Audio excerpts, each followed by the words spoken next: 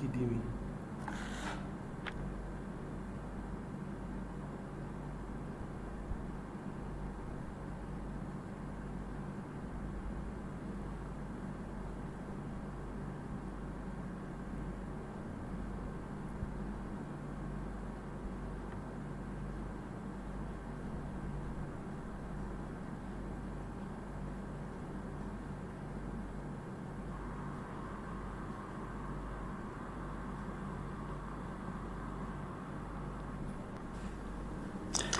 I'm thrilled to be back this quarter on Armourgate Radio Communications as we take a deep dive into optimizing the opportunities in the Ethiopian banking sector. I'm still Abiodun Abari, your anchor, and I thank you for joining me. I hope you have been following the geo-economic evolution occasioned by the trade policy adopted by the Trump administration in terms of reciprocal tariffs. Okay, and although negotiations are going on and there's a 90-day pause, but the upheaval on the markets they did not go unnoticed, and even now there are reports of investigation of insider trading by Trump administration officials. Okay. Looking at what the tariff game purports, the tariff war, the tariff policy purports for the larger global economy, and specifically for the Ethiopian economy that is under focus for us at this quarter. The need or the desire for nations to profit from the resourcefulness, from the patronizing market of the US. It's something that gives the US a negotiating tool, gives them a card and a leverage in these trade negotiations, because most countries want to sell to United States consumers. They want to ensure that they tap from the United States economy, and Mr. Trump is bringing in the tariffs to either ensure that countries go to zero tariffs with the United States. All right, and there are two options. It's either the United States the government gets revenue through the tariffs. Okay, and with that, you see that most organizations that are outsourcing their manufacturing will want to relocate to the United States. Okay, as you're having the investments by Amazon, by Nvidia, and the likes. All right, and he talked about bringing the manufacturing jobs back to the United States. So what's the implication for the trade war, as it were, as the trade policy of Mr. Trump, even on the Ethiopian economy? Okay.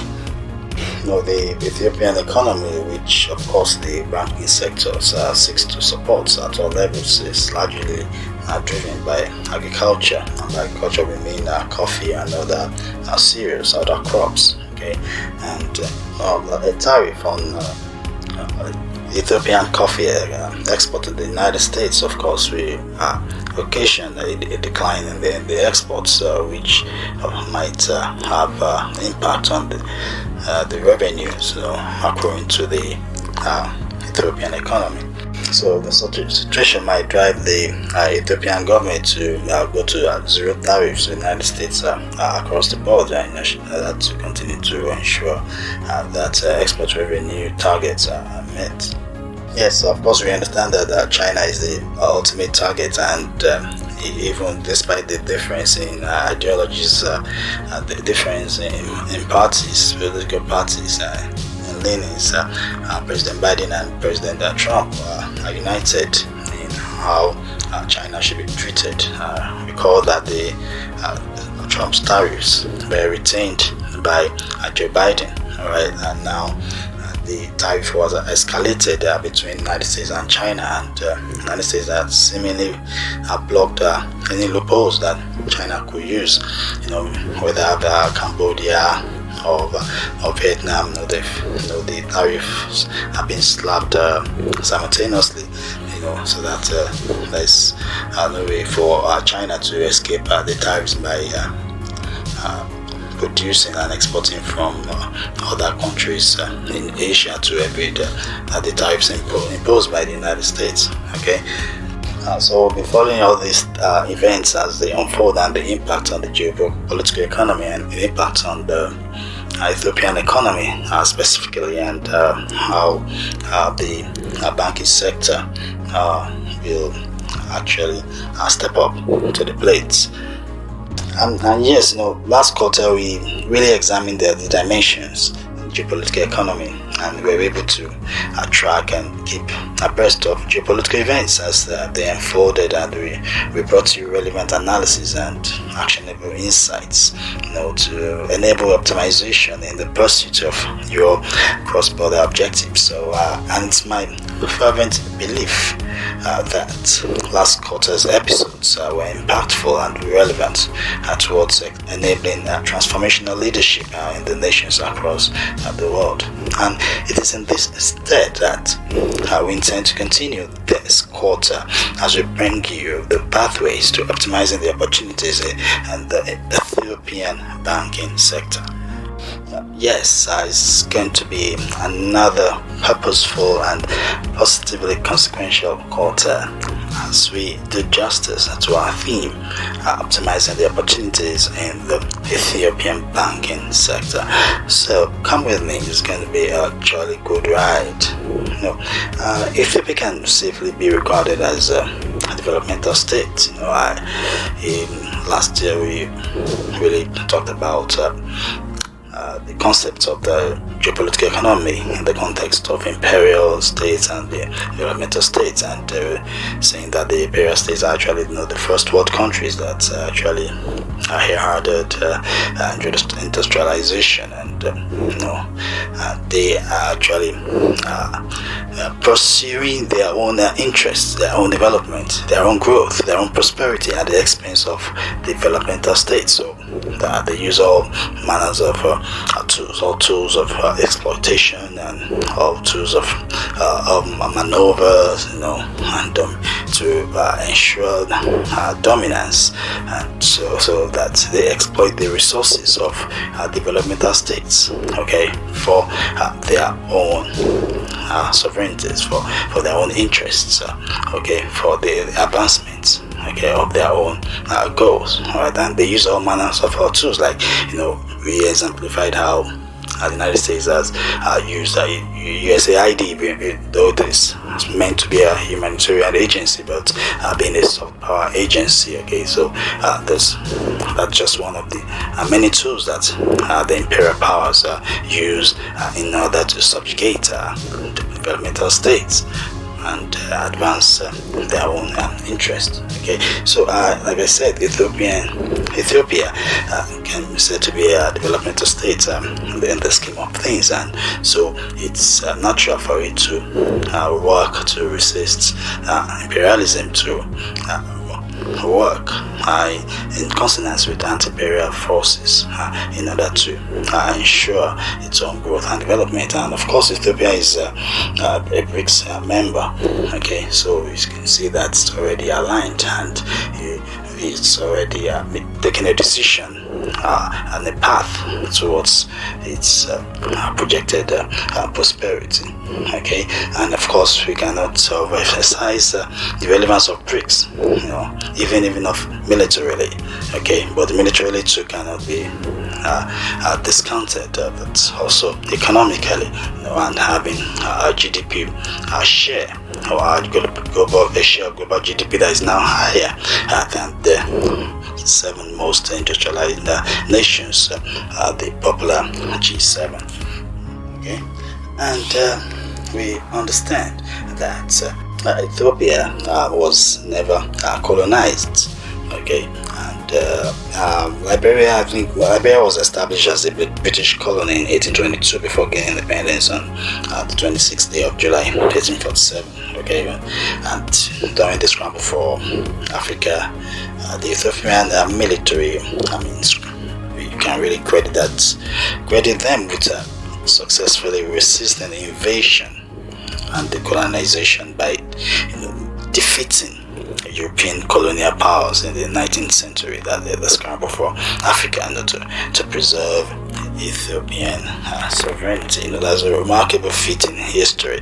Okay, even though Italy invaded in 1936, they were pushed out by the British in 1941.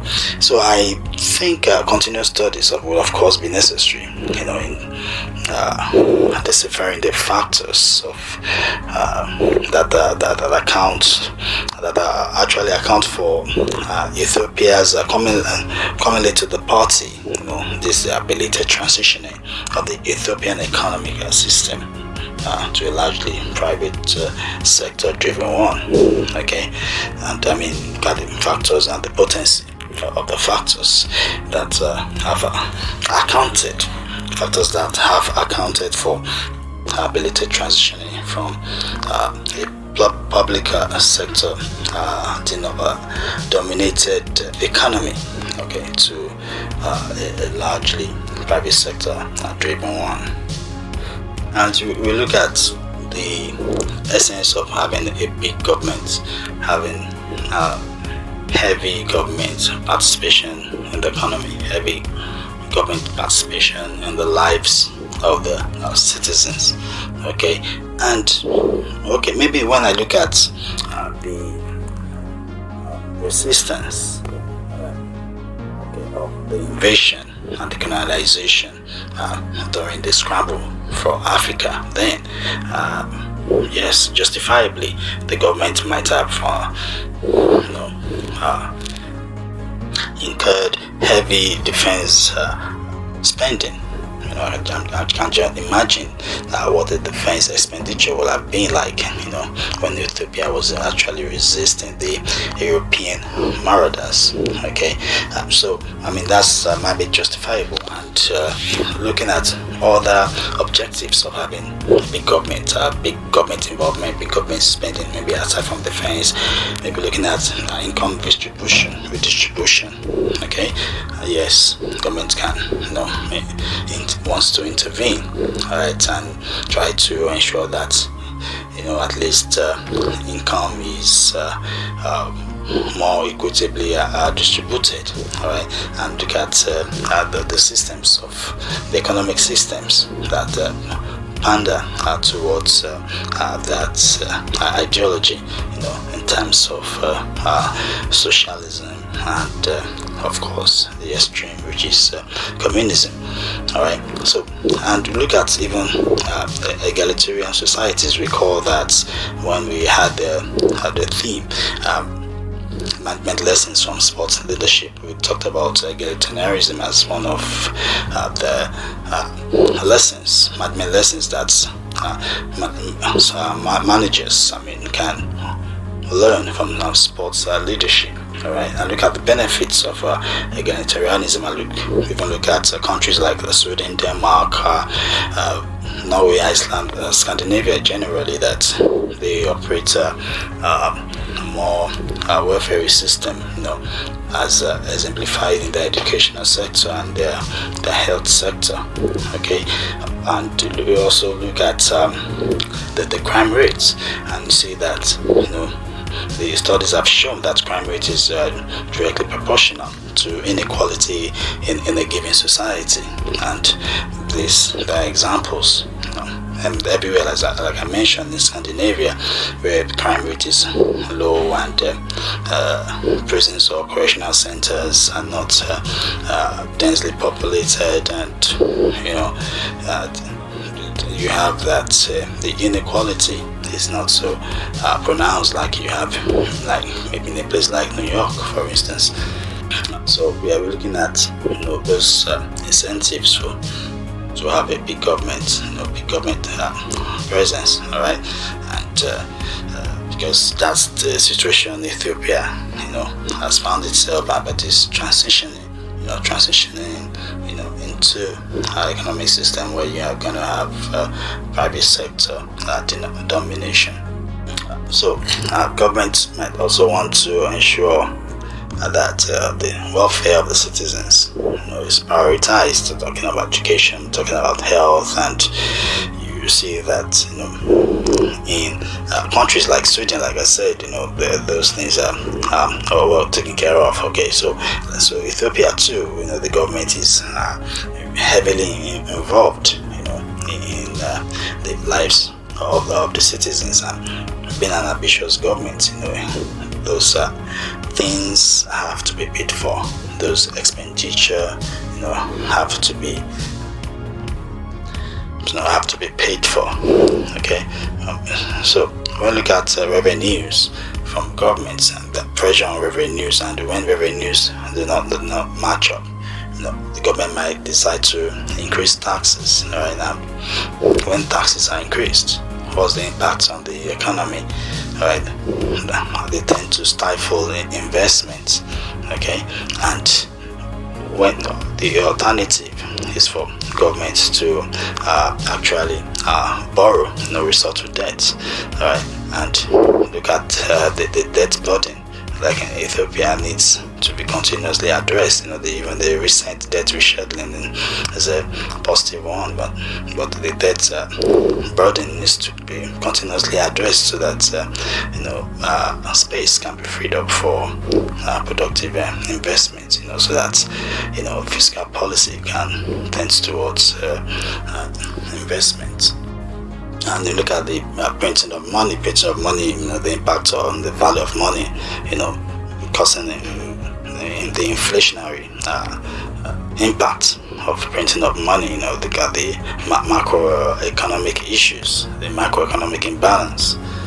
So yes, big government desirable, welfareist government, benevolence and ambitious government, but the revenues have to be there, and most times government has to resort to taxes, and taxes and stifle investment, stifle the economy, reduce people's disposable income, and the option is to resort to debt, and you see that debts and their interest debts actually crowd out the space for the fiscal space for investment, and of course spending to other critical areas of the economy, even defense and security, which is quite important for any developmental endeavor to thrive.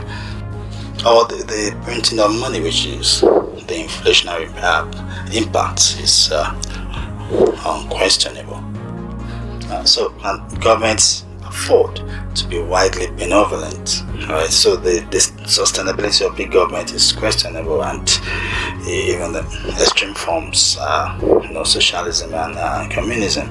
And so it's not surprising that Ethiopia is belatedly transitioning to a private sector dominated economy. And of course, agriculture is the mainstay of the Ethiopian economy, right? And the government as of now dominates key service sectors like telecommunications, banking, and transportation like aviation and the popular Ethiopian airline, the pride of Africa. Okay, so in addressing macroeconomic imbalances through structural reforms, so the Ethiopian government seeks to attain competitiveness in sectors like ICT and tourism and so on. Transitioning to a more market-driven or more market-dictated system involves privatizing government-owned enterprises, cutting regulations, cutting red tape, and opening up sectors for private sector participation, and even further for foreign investors' participation, as we have seen with the banking proclamation released by the National Bank of Ethiopia (NBE) in December 2024. Okay, so there's a need to combat spiraling inflation, and the government has had remarkable progress in it, and ensuring that that there is adequate foreign exchange to finance important needs of the economy. Yes, the debt burden, right, which, like I said, occasioned by big government, right, and the same thing with United States. United States, $36 trillion in debt and counting, right? So for Ethiopia, right? So ambitious government, benevolent government, at least on paper, is if corruption, fraud, waste, and abuse is significant, all right? So it needs to be addressed to allow for the adoption of investment-driven fiscal policy. So for the Ethiopian economy, like I said, the mainstay is agriculture and coffee and other cereals, crops, livestock, and of course the manufacturing. For manufacturing, the textile industry and the leather processing and agro processing, converting agricultural products into finished goods. Talking of adding value, and of course mining gold, gemstones, and other industrial materials. Okay, and talking about that, tourism. Yes, tourism too. You understand that Ethiopia is an ancient land in terms of having enough cultural, historical monuments and places that rich cultural heritage, that's can account for the influx of tourists to Ethiopia. Talking about even the Bale Mountains, right, as a place of tourist attraction, and the service sector to telecoms, transportation, and of course finance, banking, and even talking about hospitality, which of course goes very, very important too for the aviation industry. Alright, and I talked about Ethiopian airline being the pride. So yes, as we focus on the banking subsector, which is in the financial services sector. So we'll be doing this in the context of the geopolitical economy, of course. So now we take a cursory look at the key aspects of the banking proclamation issued by the National Bank of Ethiopia in December 2024. I call it the game changer in the Ethiopian banking sector. Okay, so first we talk about the importance of banks in achieving economic development through the mobilization of funds and the funneling of funds to other sectors critical for the growth and the health of the economy. The roles of banks in the payments and settlement system in the Ethiopian economy cannot be overlooked. Alright, so the aim of the legal and regulatory framework for the opening up of the banking sector for foreign investment is to positively impact the competitiveness and efficiency of the banking sector. Okay, and importantly, the National Bank of Ethiopia, which is the regulatory body, should have adequate authority to deliver its responsibility of ensuring that the failure, or the cessation of viability of any bank does not significantly disrupt or negatively impact the system. Right? The ability to insulate the system from disruption when the bank is no longer viable. So, because if not well managed, it can lead to the instability of the entire financial system, and the macro economy, which can greatly affect the government and the people of Ethiopia at great costs. economic and non-economic. So the responsibility to continuously ensure the safety, soundness and stability of the banking business. So the adequate frameworking to accommodate the current and emerging developments, and trends. So evidently, the National Bank of Ethiopia has to license every branch or subsidiary of foreign banks for them to be operational in Ethiopia. So a foreign bank which is well established, reputable and financially sound may be allowed to establish partially or fully owned foreign bank subsidiary or open a foreign bank branch or a representative office or acquire shares of a bank. A bank that is a Ethiopian bank. Then foreign nationals other than foreign banks and foreign owned Ethiopian organizations may also acquire shares in banks. That is in Ethiopian banks. So direct shareholding by a strategic investor in an existing or a new domestic bank shall be limited to 40% of total subscribed shares of a bank, and such holding by a non-strategic foreign national investor and foreign judicial person shall be limited to 7% and 10% of subscribed shares of a bank respectively. And aggregate shareholding by foreign nationals and foreign owned Ethiopian organizations in the bank shall be limited to 49% of the total subscribed shares of the bank.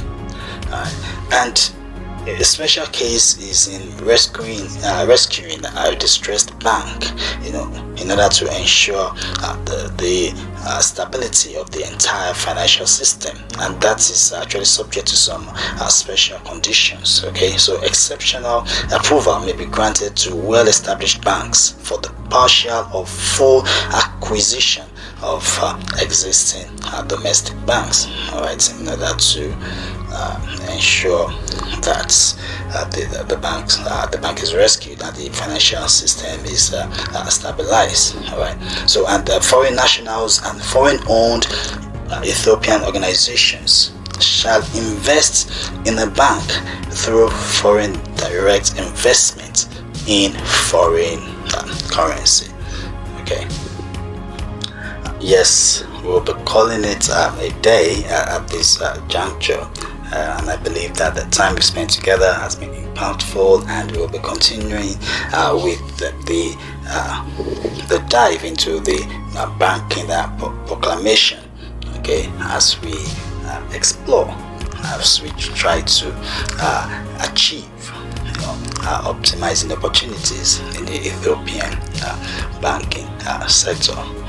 So please be sure to join me at the same time next week, and be sure to join my other colleagues on the programs Monday through Saturday. Important, relevant programs to ensure transformational leadership, enable transformational leadership in nations and across the world. And please to remember that at Armourgate, we are ready to help and support organizations to work optimally, creating frameworks and processes for optimization of resources and attainment of goals. You can contact us on Facebook, LinkedIn, Instagram at Armourgate, and you can also visit our website at www.thearmourgate.org. Our email is contact@thearmourgate.org. I hope the time we spent together has been rewarding, and I can assert that from my own side it's been nothing but a pleasure. Until I come up on your devices again, it's bye for now, and God bless. Thank you.